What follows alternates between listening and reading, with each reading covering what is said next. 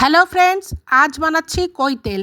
এখানে আছে লঙ্কা, এলাইচি আর আদা আর জিরে। 2 চামচ মতন জিরে নিয়েছি, সেটাকে বেশ কিছুক্ষণ গরম জলে ভিজিয়ে রেখেছিলাম। আর এখানে এই কই মাছগুলো নিয়ে এসেছি, একদম জ্যান্ত কই ছিল এই কটাই, সেজন্য নিয়ে এসছে আমার হাজব্যান্ড। এবার বানাচ্ছি কই তেল। আর এই যে মাছগুলো, এইগুলোকে আমি খুব ভালো করে ধুয়েছি, নুন হলুদ দিয়ে কষলে কষলে ধুয়েছি। লাল লাল থাকলে একটা বিচ্ছিরি লাগে। আর এইবারে এই মাছগুলোকে একটু হালকাভাবে ভেজে নেব, মানে খুব হালকা নয়, তাহলে আবার গন্ধ বেরোবে। এই মোটামুটি একটা, খুব কড়া করে ভাজবো না, কই মাছ কড়া করে ভাজলে শক্ত হয়ে যায়, মোটামুটি ভেজে নেব।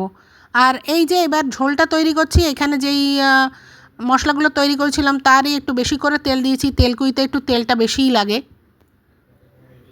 অবশ্যই সর্ষের তেল। এই ভালো করে কষাচ্ছি, ওই দেখুন সাইডে সাইডে তেল বেরিয়ে এসছে, এটাই দরকার তেল কইতে।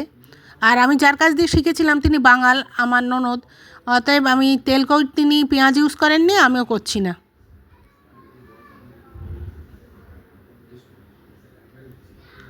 এবার মাছগুলো দিয়ে দিলাম, কালারটা ঠিকঠাক মতো নিয়ে এসছে আশা করি।